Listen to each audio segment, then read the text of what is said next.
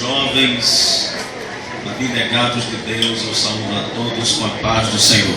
Amém. Quero externar a Deus a minha alegria de retornar a esta casa, rever esse meu indigno pastor, presidente desta igreja, que nos recebeu uma receptividade muito especial da primeira vez, o trabalho de mulheres, se não me engano.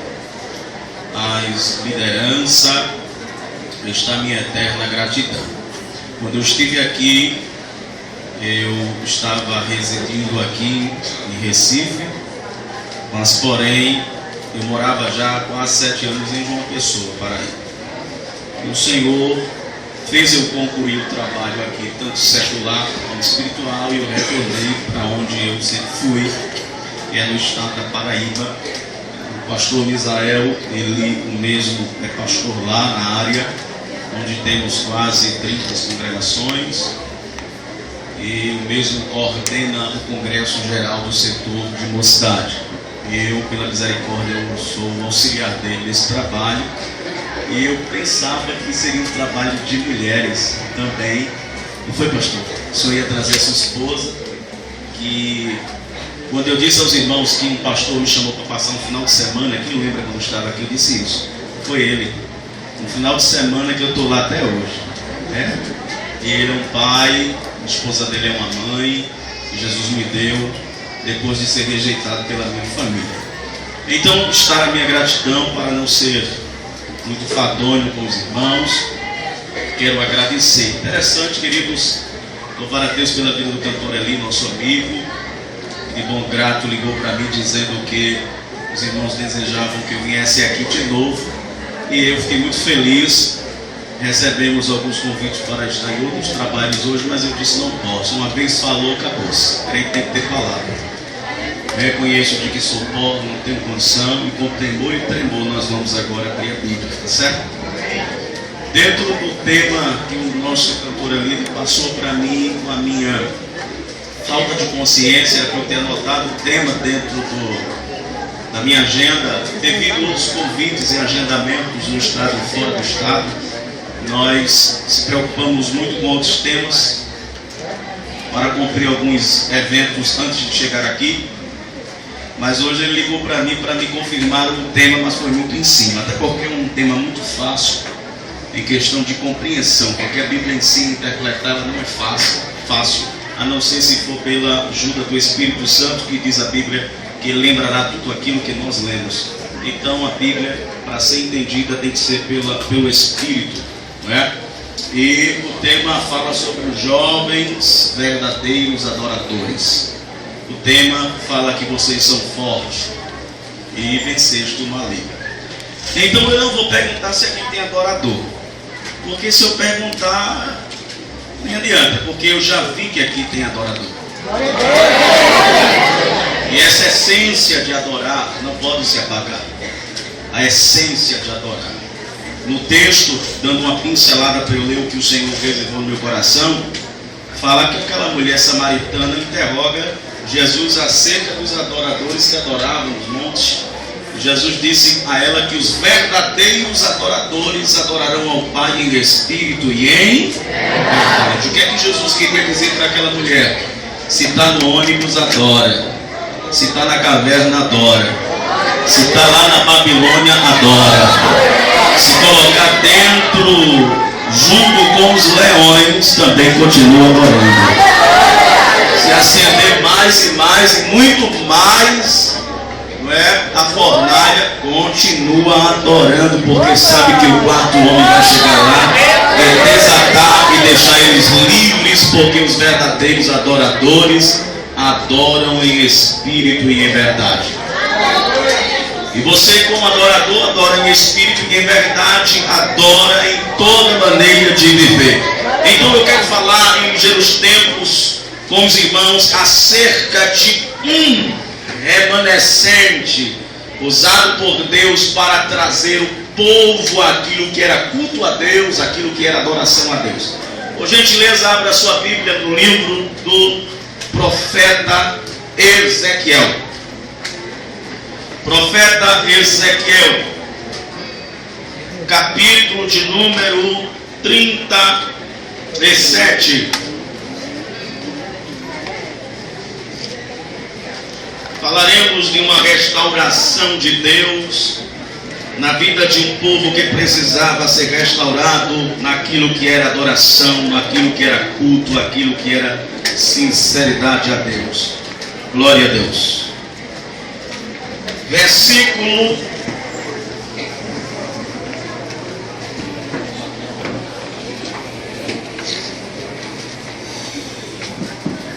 7. Então profetizei como se me deu ordem. Ouvi um ruído enquanto eu profetizava. E eis que se fez um reboliço e os ossos se juntaram a cada seu osso.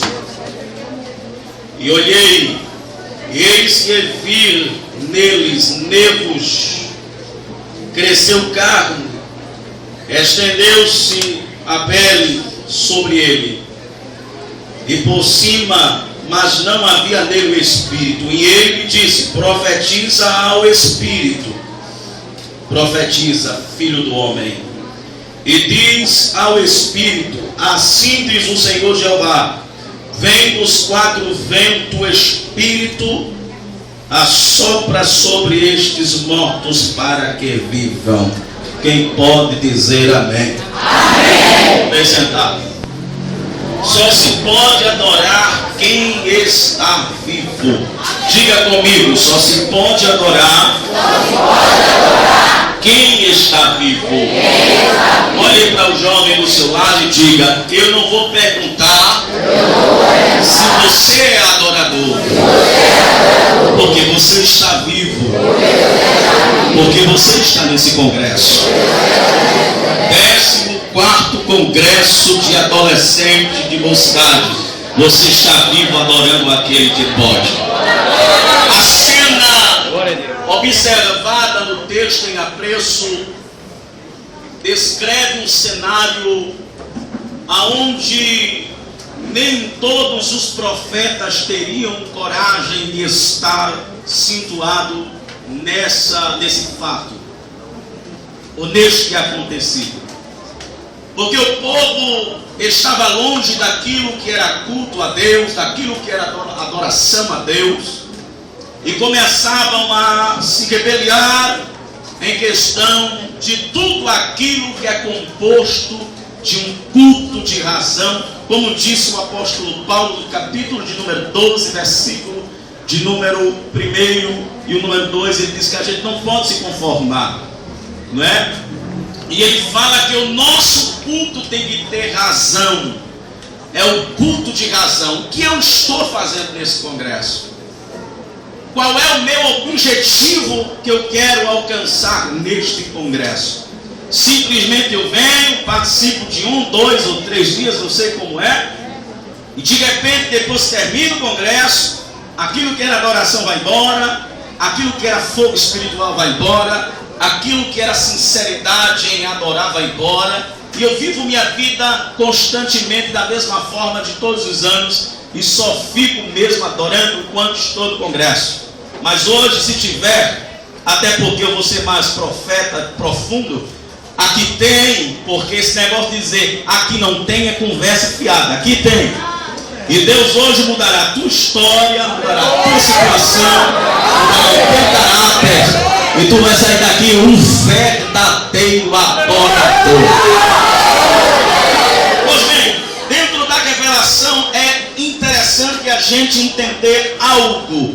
Que Deus levanta um homem por nome Ezequiel. Ezequiel significa Deus fortalece. Ezequiel significa Deus fortalece. Ezequiel, queridos irmãos, veio de uma linhagem sacerdotal, a qual o nome do seu pai se chamava Buzi. Buzi era um dos sacerdotes daquela época. Dá-se a entender que todo o pai que dá bom exemplo de pai, seu filho logo mais quer exercer a sua função. Se ele é levita, ele quer ser levita. Se ele é profeta, ele quer ser profeta. Se ele é sacerdote, ele quer ser sacerdote. Algumas fontes afirmam categoricamente que o profeta Ezequiel, por sua vez, ele exerceu dupla função, porque não citar o nome do profeta Samuel, que a Bíblia destaca que ele foi profeta, sacerdote e juiz. E algumas fontes afirmam, eu disse no início, que Ezequiel pelo menos conseguiu ser profeta e sacerdote. Mas por esses dias eu estava pesquisando para adoçar esse sermão. Hoje é a 18ª vez, durante quase 2 meses que eu prego esse mesmo tempo, porque eu li um livro, esse mesmo tema, porque um livro que eu estou lendo disse que para a gente saber abordar bem o sermão, temos que no mínimo pregar ele 40 vezes. Não sei se chego lá, mas vamos lá. A Bíblia Sagrada diz que este profeta, Deus tem lhe dar visões do Rio Quebar. Mas a gente precisa entender o porquê foi no Rio Quebar.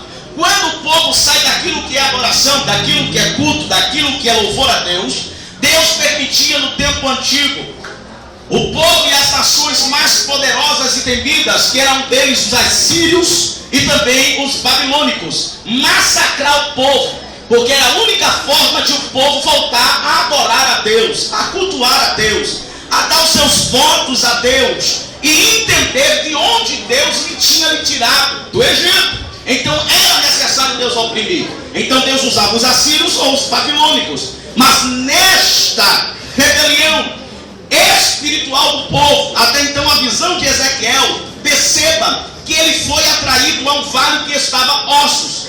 Então se é um vale que está ossos, que tem ossos, significa que não tem vida. Se não tem vida, não tem esperança. Se não tem esperança, não tem adoradores, não tem como haver culto, porque a sua vida espiritual está morta. Até então, essa simbologia espiritual falava da área espiritual do povo.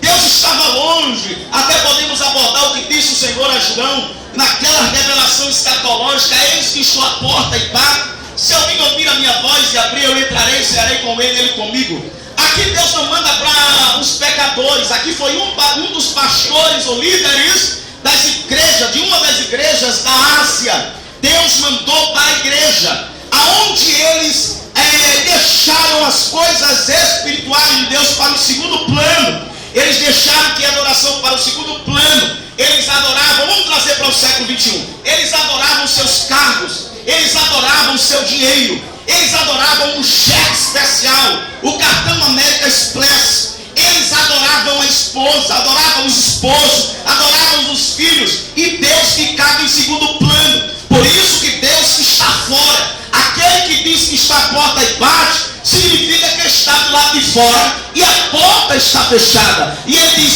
se ouvir a minha voz e abrir a porta, eu entrarei e cearei com ele e ele comigo. Eu vou dizer uma coisa, não para alegrar o teu emocional, mas para te dar mais vigor para o próximo ano. Eu prego em tantos lugares e cidades, principalmente para congresso de jovens. Pastor Misael sabe disso, porque eu amo pregar para os jovens, porque eu passei minha adolescência, minha pré-adolescência, minha juventude toda dentro da igreja. Então eu tenho um pouquinho de experiência durante 30 anos de crente para dizer aos irmãos. Mas uma coisa eu vou dizer: eu tenho pregado no estado da Paraíba, fora do estado, em interiores, sertão. Mas irmãos, aonde igrejas que colocaram Deus para fora do culto, ele se preocupa mais com pessoa, com seu dinheiro, com seu cargo, com seu patamar, e vem para o culto, dá o dízimo e vai embora, e não está nem para ir os cultos frios e gelados. Mas eu louvo a Deus porque eu fui um dos pregadores desse congresso este ano. Sabe por quê? Porque eu sei que Jesus não está fora.